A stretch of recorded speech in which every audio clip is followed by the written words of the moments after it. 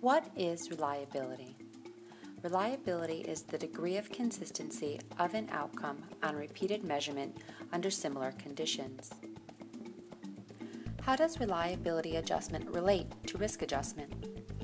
Observed outcomes represent a combination of a patient's severity of illness, the quality of care that's delivered, plus random error.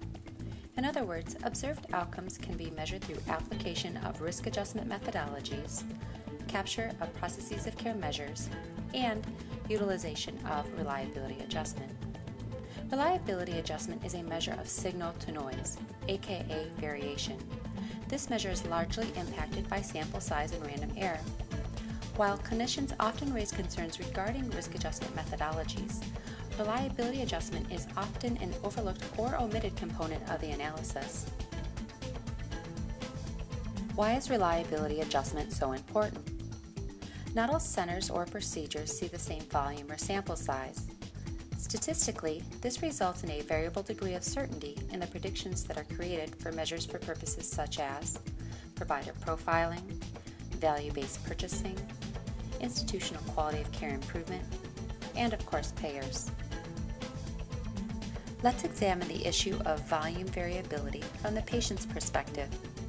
Which surgeon would you choose to repair your grandmother's complex hip fracture?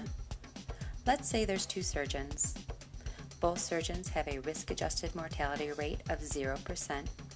However, the surgeon on the left has had 0 deaths out of 10 cases in the last year, and the surgeon on the right has had 0 deaths out of 400 cases in the past year.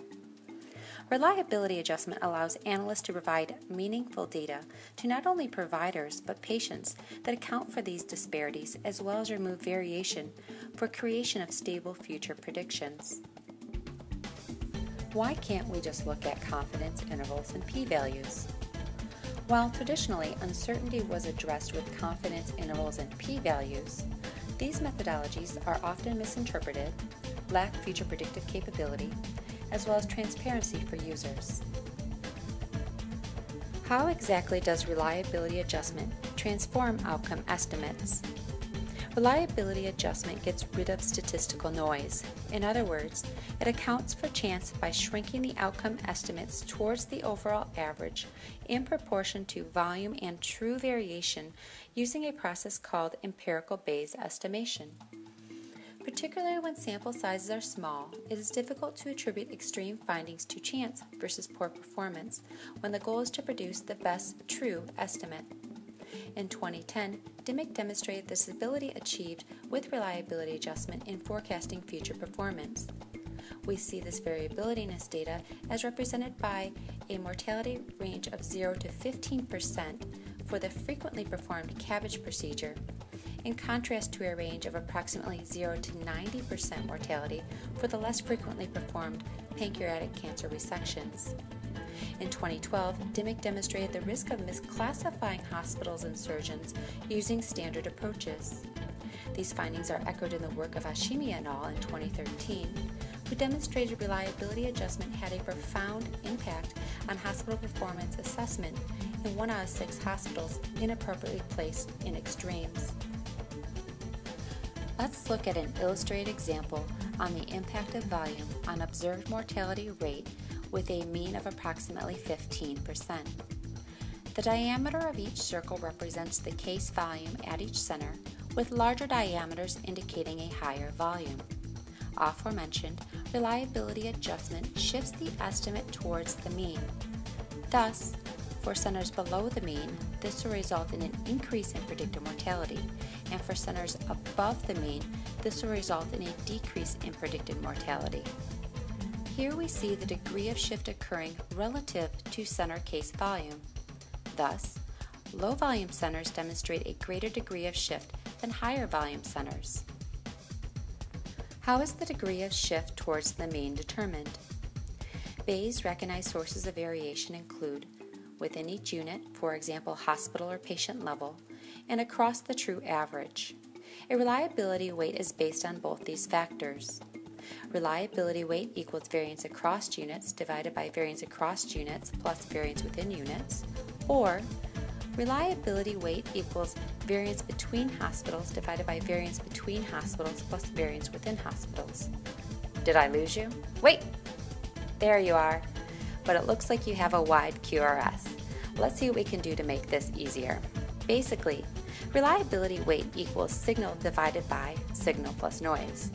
So, when the noise or unexplained variation increases, the reliability decreases. The reliability weight value is assessed on a scale of 0 to 1, where 0 represents 100% noise or no reliability, and 1 signifies perfect reliability. How is reliability adjustment applied to real patients and providers? Let's say a trauma center performs 10 splenectomies a year. One of these 10 patients dies during that year. This results in an observed mortality rate of 10%.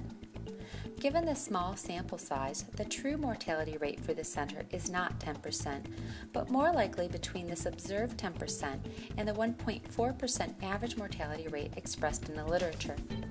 Thus, risk adjustment shrinks the 10% mortality rate towards 1.4%, and the extent of this deviation is dependent on the degree of reliability assigned to the observed outcome, or observed outcome is weighted based on the reliability factor.